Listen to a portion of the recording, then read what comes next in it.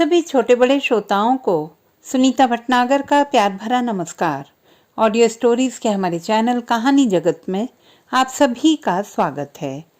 हिंदी कहानियों की श्रृंखला में आइए आज सुनते हैं अंजू शर्मा जी द्वारा रचित कहानी भरोसा अभी कायम है।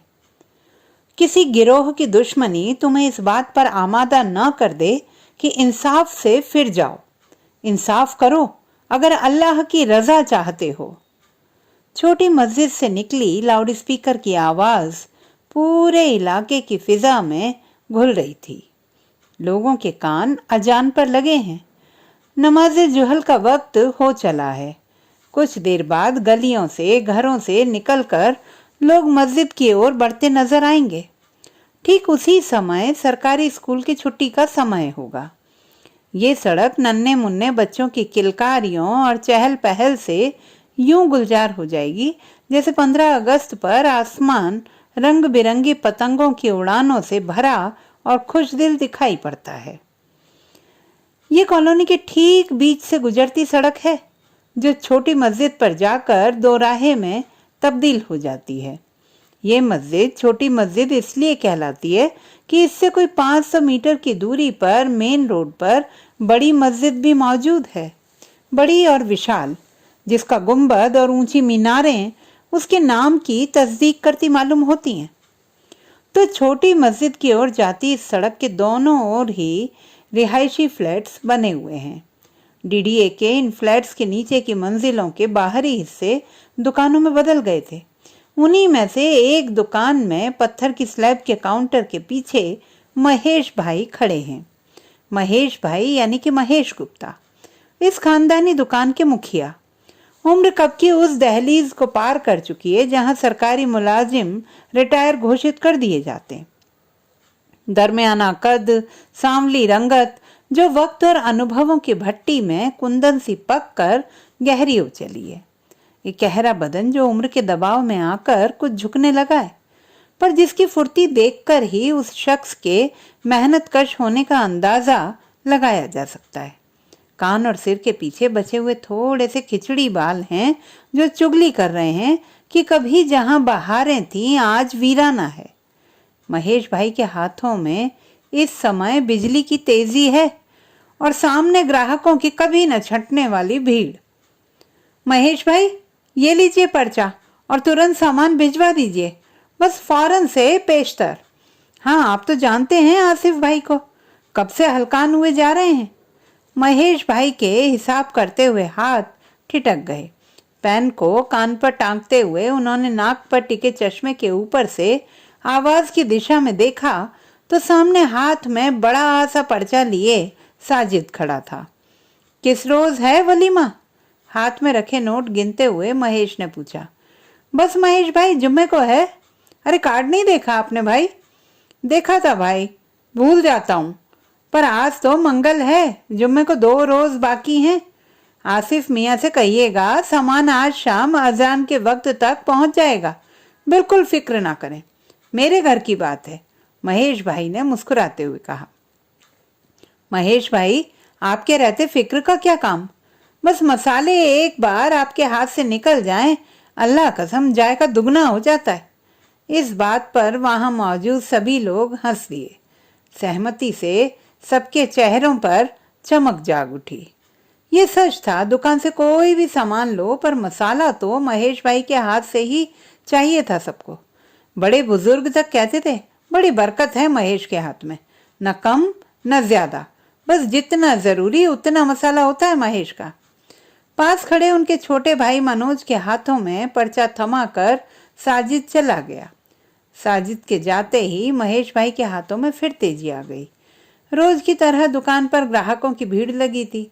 किराने की उस बड़ी सी दुकान में महेश, छोटा भाई मनोज और 2 नौकर सब के सब लगे हुए थे ग्राहकों की मांग पूरी करने में। तो भी भीड़ थी कि कम नहीं होती थी, और फरमाइशों का तो क्या कहना, वे तो हर ओर से उमड़ी चली आती थी। ऊपर वाला गवाह है, दम लेने को फुर्सत नहीं थी। एक तरफ थोक के सामान के तकाजे थे तो दूसरी तरफ सामानों के पर्चे थे, और इसी बीच छोटे छोटे रिटेल के ग्राहक थे जो शोर मचाए रहते। महेश भाई, 1 किलो पंचमेल दाल दे देना और सालन का मसाला भी। महेश भाई 5 किलो बिरयानी वाले चावल देना, वही खुशबू वाले जो बड़े अब्बू ले जाते हैं। महेश भाई 10 किलो मटन के लिए मसाला बना दीजिए। ए महेश भाई, पहले मेरा पर्चा देख लीजिए ना, कब से खड़ी हूँ। अम्मी नाराज हुई तो मेरी खैर नहीं।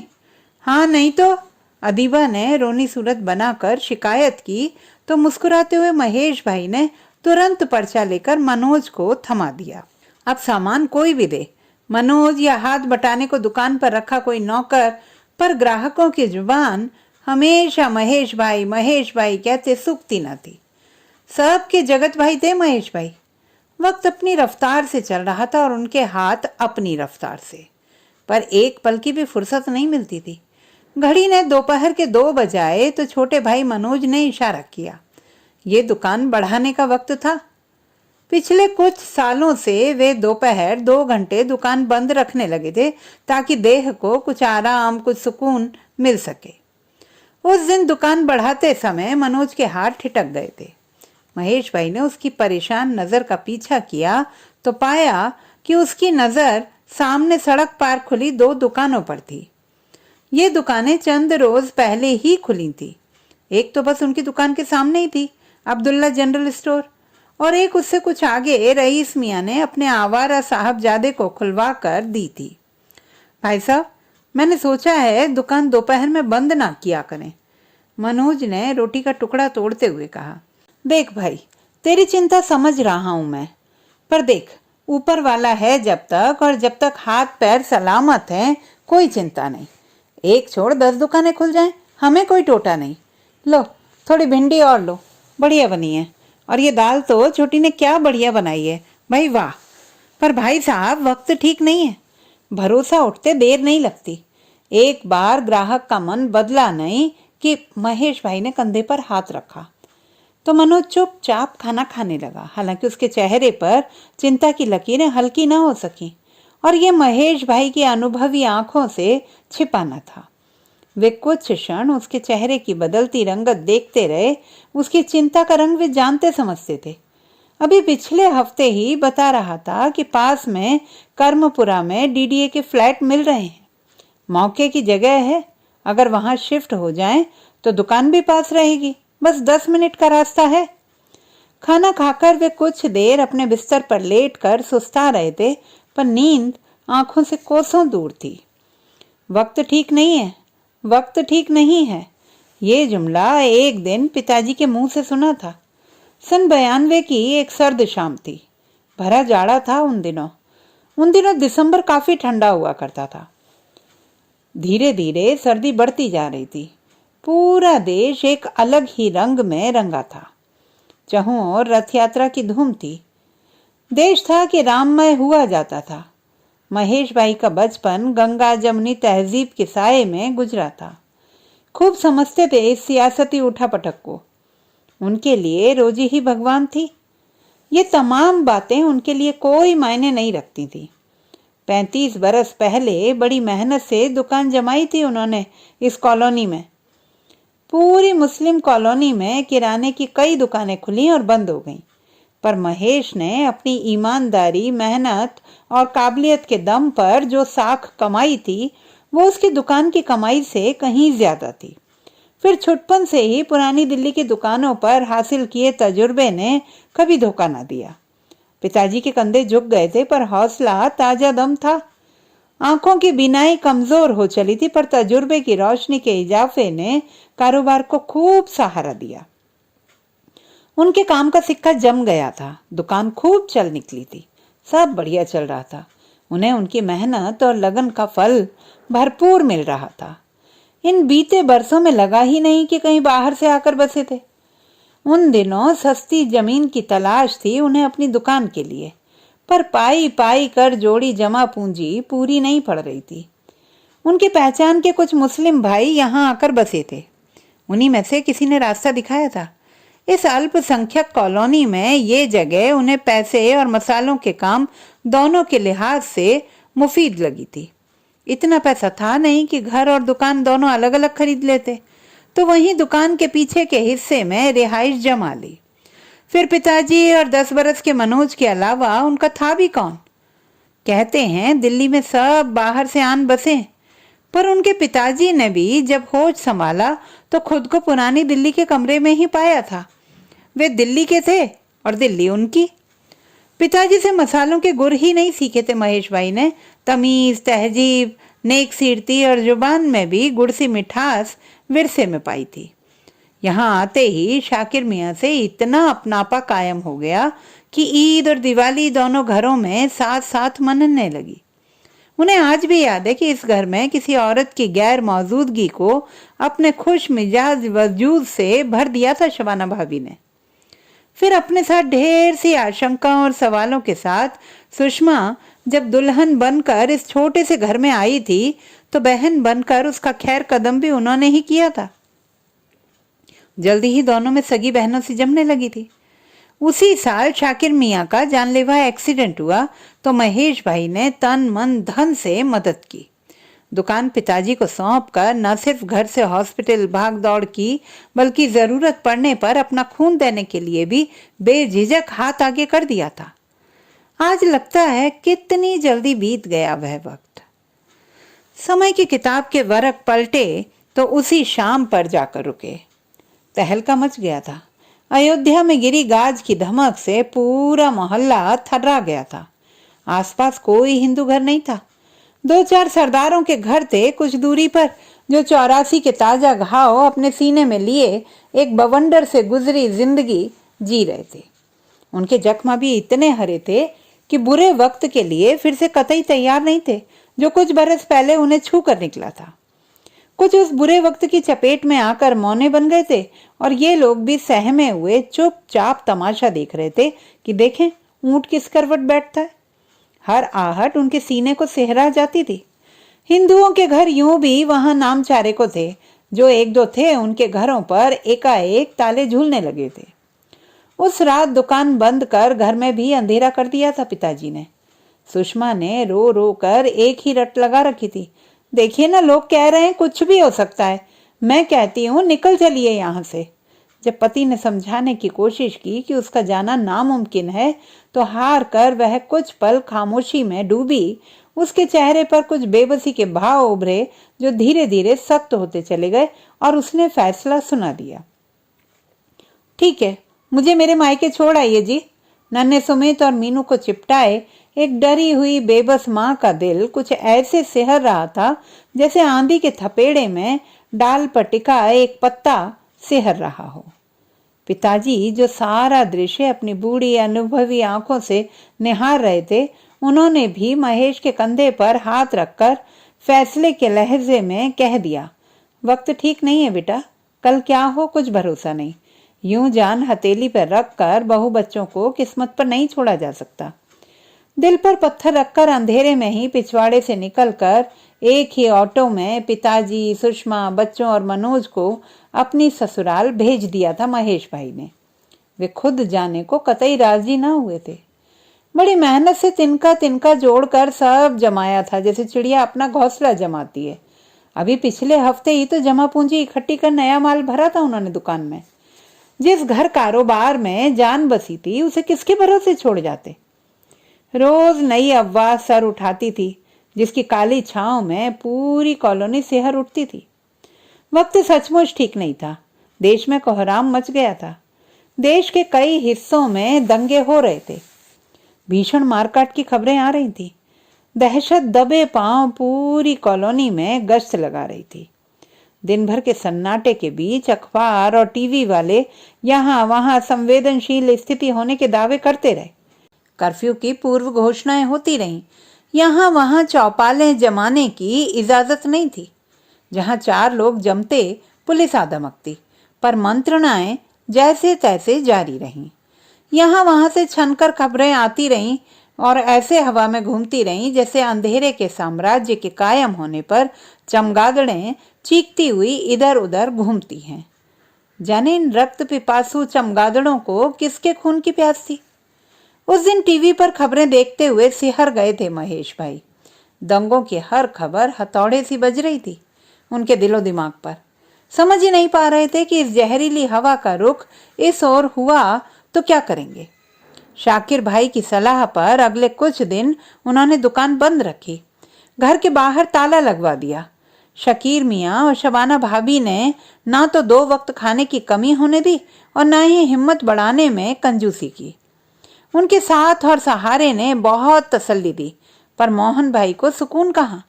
अजीब सी वहशत का साया था, जैसे किसी अजाब की गिरफ्त में सांसें ले रहे हों। रात भर अंधेरे को घूरते हुए ऊँगा करते। जो कभी भूले भटके आंख पहर भर को लगती तो ख्वाब में कभी दंगाइयों की नंगी तलवारें दिखती, तो कभी धू धू कर जलता अपना घर संसार नजर आता। होश फाख्ता हो जाते इस दर्दनाक मंजर को देखकर। नींद में चीख उठते और बैठे बैठे कपकपी चढ़ाती। चेहरे पर हवाइयां उड़ने लगती। कमबख्त कैसी घड़ी आई थी। यकीन जिन बनकर किसी पेड़ पर जा टंगा था और तसल्ली किसी ताक पर जा बैठी थी। इतना डर, इतना अकेलापन कभी महसूस नहीं किया था महेश भाई ने। सन 84 का प्रेत कब्र में करवट बदलने लगा था। वो विध्वंस भूले नहीं थे, पर उस दौरान उनके इलाके में दहशत को घुसने की इजाजत नहीं मिल पाई थी। खुद वे परमजीत और बलविंदर भाई को तसल्ली और मदद दोनों देते रहे थे। पिताजी से बंटवारे की कहानियां सुनी थी उन्होंने। अब लगता था वे नाम बदलकर फिर से सामने आने वाली हैं। ऐसी ही एक सुबह शकीर मियाँ ने उन्हें नीम बेहोशी में बड़बड़ाते देखा। रजाई के अंदर भी सूखते पत्ते से कांप रहे थे। चेहरा सुर्ख था और माथा था कि तंदूर हो गया था। साहिरा के अब्बू, सुषमा भाभी को फोन मत कीजिए, नाहक जी हलकान किए रहेंगी। अभी उनका आना भी ठीक नहीं होगा। फिर हम तो हैं ना जी। उनके लिए काढ़ा बनाती शबाना बी ने अपने शौहर को राय दी तो वे सिर हिलाकर रह गए। जानते थे बीमारी का इलाज है, पर दहशत के तले दबे आदमी को क्या इलाज दिया जाए। उसका मरहम तो वक्त के पास है ना। ये और बात है कि वक्त की करवट से वे खुद भी कम खौफजदा न थे। पूरे 2 दिन और 2 रातें उनकी दवा दारू की थी दोनों मियाँ बीवी ने। शाकिर मियाँ तपते माथे पर पट्टियां बदलते, कुरान की आयतें दोहराते रहते और शबाना बी ने उन्हें हर दुआ में याद रखा। मौलवी साहब से पढ़वाकर ताबीज तक बांधा उनकी बाजू में। तीसरे रोज सहर की नमाज के बाद मोहन भाई का माथा छुआ तो देखा बुखार उतर गया था। शाम तक तबीयत कुछ दुरुस्त मालूम हुई। दलिया चखने से पहले शकीर मियाँ की तरफ सवालिया निगाह से देखते मोहन भाई को तसल्ली हुई जब उन्होंने कंधे पर हाथ रखकर सिर हिलाया कि सब खैरियत से है। ये आश्वस्ति दुनिया की हर दुआ और दवा से ऊपर थी उस रोज मोहन भाई के लिए। उन्हें महसूस हुआ कि इस तसल्ली ने उन्हें संजीवनी छुआ दी हो। लग रहा था मानो एक हाहाकारी तूफान से लड़ते रहे हों इतने दिन से। घर में फोन नहीं था, पर नान गली के नुक्कड़ पर लगे बूथ से फोन कर पिताजी और सुषमा भाभी को भी खैरियत की इत्तला कर दी थी शकीर मियाँ ने। छोटी मस्जिद के मौलवी साहब अक्सर कहते हैं, वक्त के पांव में चक्के लगे हैं। जब हमें लगता है कि अल्लाह ये कट नहीं रहा है तो उस वक्त भी उसी रफ्तार से चला करता है। बस हमारी गिनती ही मंद पड़ जाती है। वक्त का चक्का ना रुका है कभी और ना ही रुकेगा कभी। इसकी तासीर है, कैसा भी हो, अच्छा या बुरा, बीतेगा जरूर। फिर तलवार की धार पर टंगा वो मुश्किल वक्त भी किसी तरह बीता। यकीन जड़ें जमाता रहा और फिर जिस रोज महेश भाई ने दुकान खोली पूरा मोहल्ला टूट पड़ा। अरे महेश मियाँ, तुमने हद कर दी। अम्मा कहाँ थे इतने रोज से? कमबख्त बिरयानी मसाला खत्म हो गया था। उस रोज समधी खाने पर आए थे, लाल किले वाला मसाला कहीं मिला ही नहीं। खुदा कसम जुबान तरस गई जायके को। इमरान की अम्मी बस चावल उबाल कर दे देती हैं। हम मोहल्ले के लठैत बन्ने मियाँ ने शिकायत कुन लहजे में पुकारा, अरे महेश भाई, आपने सोचा भी कैसे कि आप हमारे बीच महफूज नहीं हैं? आप हमारी जान हैं भाई। कोई हाथ तो लगाए आपको। मेरी लाश पर से होकर जाना होगा। बेफिक्र रहिए। और कमाल करते हैं आप भी। इस उम्र में चाचा जान को कहाँ भेज दिया? भाभी जान और बच्चों को बुला भेजिए। अम्मा आप दुकान संभालें, कहिए तो मैं लेकर आ जाऊं। अपनेपन की इस बरसात में भीग रहे थे महेश भाई। अभी कुछ पहले ही तो बोरियों के लदान को लेकर कुछ तूतू मैमे हो गई थी बन्ने मियाँ और मनोज के बीच, और आज वही बन्ने मियाँ आंखों से बरसते आंसुओं पर जब काबू ना हो सका तो महेश भाई फूट फूट कर रो पड़े। सारा डर, इतने दिनों की दहशत, सारी घुटन सब आंखों के रास्ते बांध तोड़कर बह निकले। जाने कितने हाथों ने संभाला, कितनों ने गले लगाया, कितनों ने कस्में दी और कितनों ने झाड़ पिलाई। उस एक दौर ने एक पल नहीं लगा कि वे कभी भी अकेले हुए होंगे। हंसते मुस्कुराते तकाजों ने हाँक लगाई तो पनीली आंखें भी मुस्कुरा दी। कांपते हाथ एक लम्हा रुके और फिर चल पड़े उसी रफ्तार से। अगले दिन परिवार भी वापस आ गया। लगा जैसे सोया वक्त एक जम्हाई लेकर जागा और चल पड़ा अपनी रफ्तार से। टिक टिक टिक टिक टिक टिक टिक टिक। कहते हैं तारीख खुद को दोहराती है। फिर इसके कई बरस बाद फिर हवा में जहर फैला, फिर सियासतदानों की चांदी हुई, फिर मारकाट, दहशत, कर्फ्यू जैसे शब्द अक्सर खबरों में जगह बनाते रहे, बस जगह बदलती रही। कभी मुंबई तो कभी गोधरा, कभी गुजरात तो कभी अलीगढ़, मेरठ, मुरादाबाद, मुजफ्फरपुर। शहर गांव हैवानियत के नंगे नाच से सिहरते रहे। धर्म के झंडे तले इंसानियत दम तोड़ती रही। पर महेश भाई की दुकान तभी बंद हुई जब पिताजी का इंतकाल हुआ था। उनकी अंतिम यात्रा में अर्थी के पीछे सैकड़ों की भीड़ में सारे चेहरे उनके अपने थे। उन्हें वे उनकी पोशाकों या लहजे से नहीं, उनके चेहरों पर झलकते अपनेपन के नमक और आंखों में जमे अफसोस से ही पहचानते रहे। शाकिर मियाँ बेटे के पास दुबई चले गए थे। जाने से पहले अपना घर महेश भाई को बेच गए कि वे कहीं भी रहें, उनका एक घर हमेशा हिंदुस्तान में महफूज रहेगा, उनके भाई के पास। 10 बरस पहले जब मनोज की शादी हुई तो उस साथ वाले हिस्से को गोदाम में बदलकर पिछले सारे हिस्से में रिहाइश का पक्का इंतजाम कर दिया महेश भाई ने, जहां दोनों भाइयों ने अपनी गृहस्थी जमा ली थी। पिछले साल छत पर भी एक पोर्शन बना लिया कि कल सुमित और मनोज के बेटे वहां अपनी दुनिया बसाएंगे। रिश्तेदारों ने, संबंधियों ने बहुत समझाया, भाई दुकान तो ठीक है, रोजी रोटी है, पर रिहाइश वहां क्यों? अपनों में आकर रहो। यहाँ कौन पराया था? सब अपने ही तो थे। कोई चचा है, कोई भाई, कोई बहन, तो कोई भाभी, और वे सब के महेश भाई। उनके चेहरों पर लिखी इबारत में जो अपनापा झलकता है वो कहाँ मयस्सर होगा।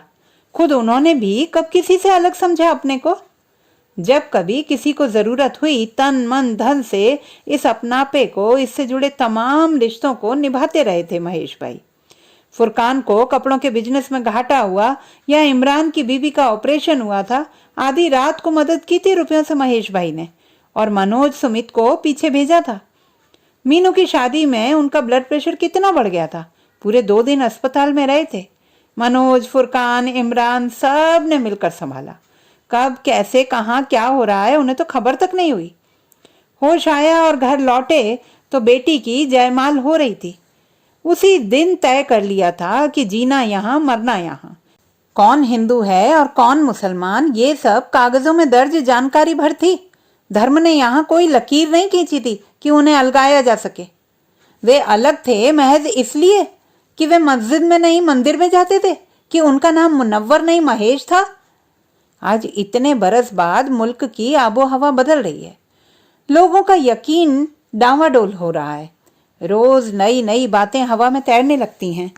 उनकी बू से नावाकिफ नहीं है महेश भाई।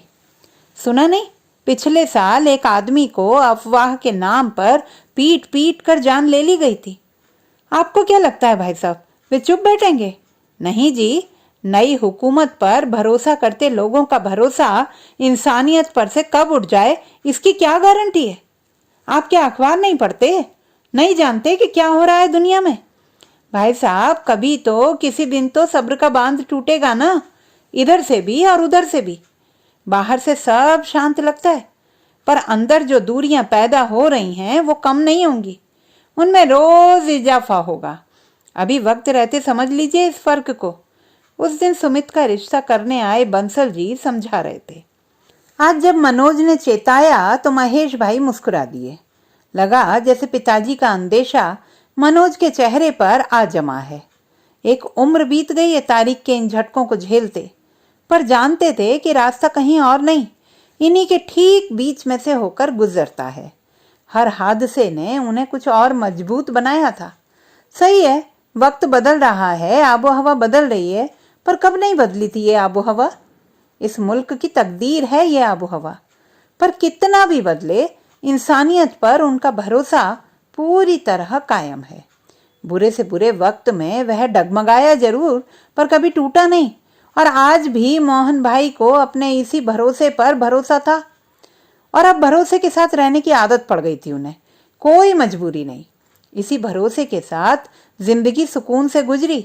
अब इसके बिना रहना नामुमकिन है। ये कायम है और रहेगा। मनोज भी देर सवेर इसे अपना बना लेगा। एक बार इससे दोस्ती हुई तो तमाम अंदेशों से मुक्त हो जाएगा। और वे जानते हैं कि वह दिन भी जरूर आएगा। आने वाली तारीख में वे इस भरोसे को मनोज और सुमित की आंखों में देखना चाहते हैं। घड़ी पर नजर गई तो देखा कि 5 बज गए थे। एक भरपूर अंगड़ाई के बाद उन्होंने साइड की तिपाई से चश्मा उठाकर लगाया, चप्पलें पहनी और बाहर निकल आए। मनोज के कमरे के आगे से गुजरते हुए सोचा कि उसे जगाएं, फिर कुछ सोचकर चले आए। दुकान का शटर उठाते हुए एकाएक बराबर से 2 हाथ सहारे को आ लगे तो देखा मनोज मुस्कुरा रहा था। वाह भाई साहब, मुझे सोता ही छोड़ा है। एक तेज आवाज के साथ शटर उठा और दोनों भाई हंस दिए। तो दोस्तों, ये थी हमारी आज की कहानी। आपको कैसी लगी कमेंट बॉक्स में लिखना ना भूलें। चैनल को सब्सक्राइब करें, लाइक करें और मित्रों के साथ शेयर करें।